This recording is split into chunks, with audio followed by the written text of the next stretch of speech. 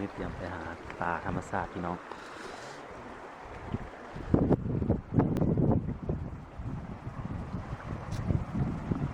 ใส่น้ำหนึ่งเย็นหลายจากสิได้บ่ปลาเด็ดเตรียมเบิ่งน้ำกันน้องเนาะโอ้ยน้ำเลิกไหลสักวันขึ้นก่อน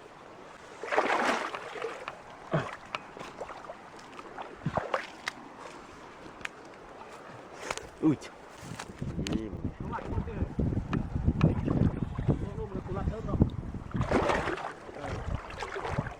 อุ้ยมันลืมออกแหงพี่น้องมีแต่มองอยู่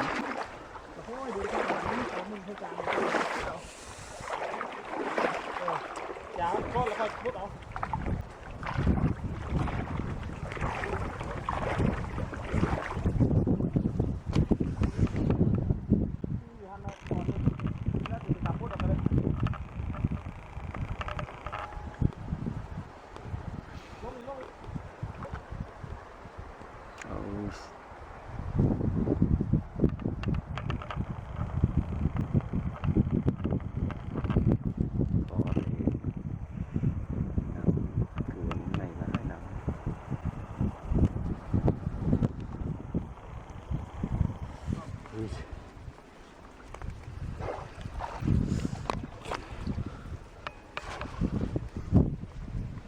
เมื่อเลยได้หันเอาแล้วบุคว้างจ้ะ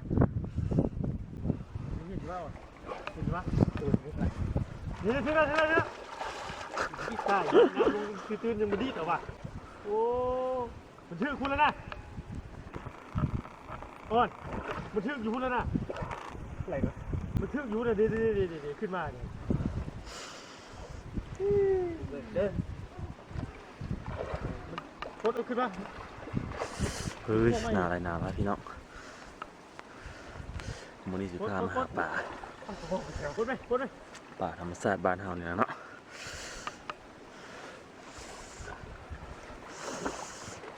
อาหารการนั่ง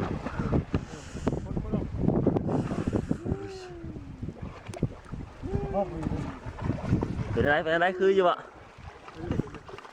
โอ้โหโอ้ย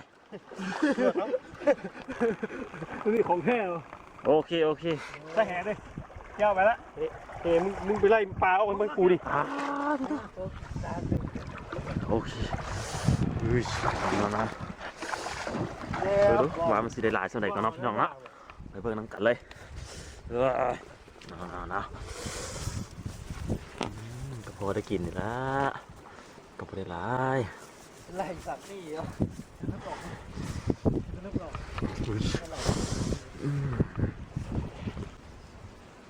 โอ้ยแต่ตัวยังดีทุกท่าอยู่ทั้งนั้นสดทอนอุ้ย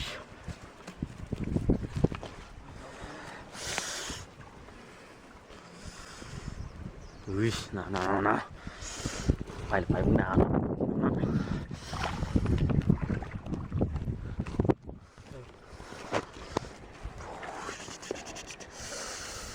ยังดีทบ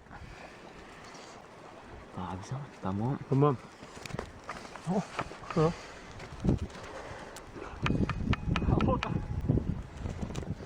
เครือยาวอ่ะเอาพูดก่อนโอ้ปลาม้อมเรียกปลาม้อมเรื่องอะไรเรียกเต๋อ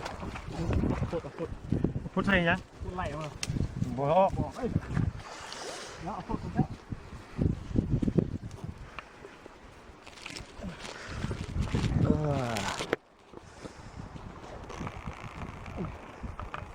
พูดโอเคเลยนะก็ยังมีเหมือนกันเก่าเดี๋ยวไล่หามันหนักออกนะขนาด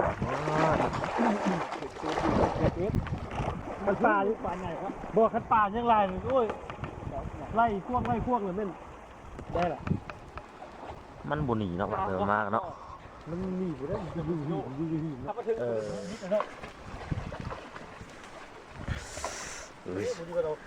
เอ้าโอ้ยนะฮะ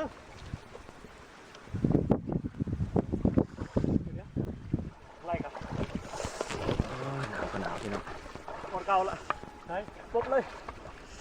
นาทีนึงเดี๋ยวนะ โอ้ยคือวันนี้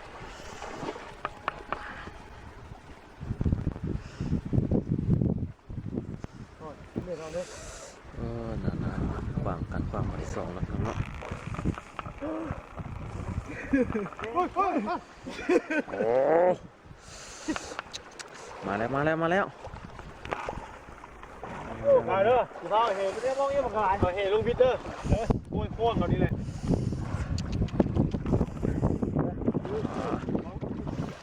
เต็ม มีกระเป๋าหรือมีถุง โอ้ยจะน่าจะเอาอาหารห้องให้เอาแล้วจะเอาตองห้องให้เอาตรงนี้ ป่าเก็บดู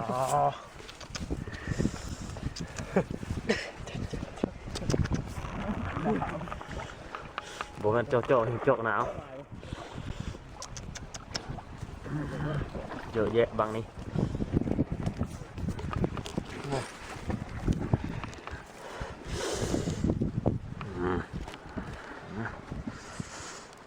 เมื่อไรไปดิ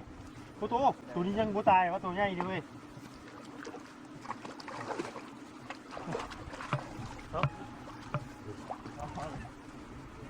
เมื่อไรล่ะ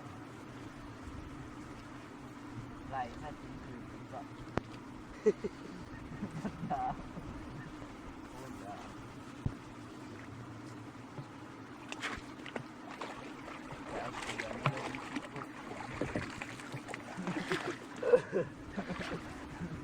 เราต้องเอาก็ได้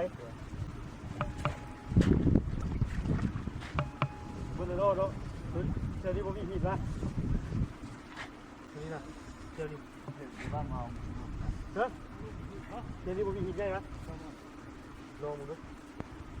ทันไหมออกใบไผ่ปาก ปลาหมอมน้อง เดี๋ยวยูฮันแล้ว ให้ถึงลายเลย บัว โอ้ยกายยุ่นนะ เราได้ยืนนะนะเราได้ยืนเนี่ย บอลยืนเลยแหละข้า